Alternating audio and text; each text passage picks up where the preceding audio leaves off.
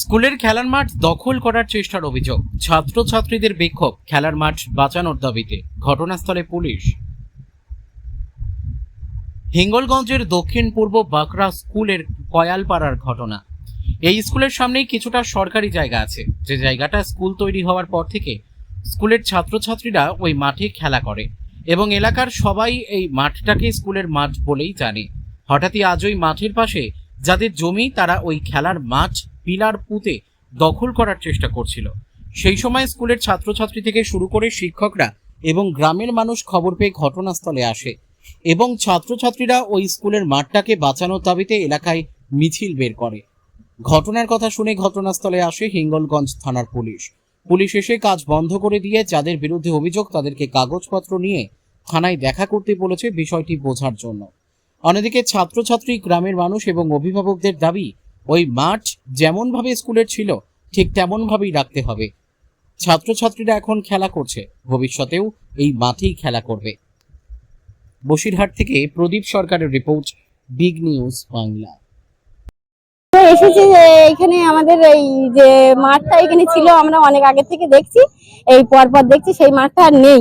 এই মাঠটা যাতে কাগজ অনুপাতে আমরা ফিরে পাই, সেই জন্য আমরা এখানে এসেছি। মানা মন্দির।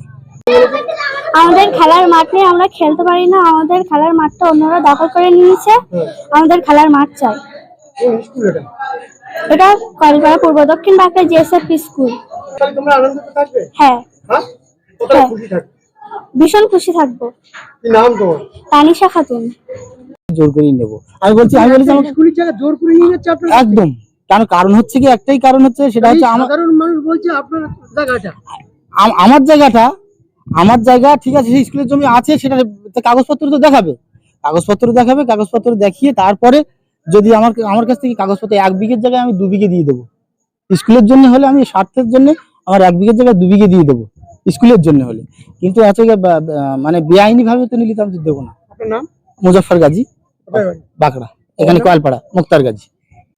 বিষয়টা হচ্ছে, আমাদের স্কুলের যে 10 কাঠা সম্পত্তি ছিল, যেটা বাচ্চাদের খেলাধুলোর জন্য আমাদের মাঠে মানে স্কুলের সম্পত্তি দান করা ছিল, সেই সম্পত্তিটা এতদিন পড়েছিল। এবছর হঠাৎ এরা চাষ করে এই মুজাফফর গাজী এ থেকে এই টোটাল জায়গাটা চাষ করেছে, আমাকে জানায়নি।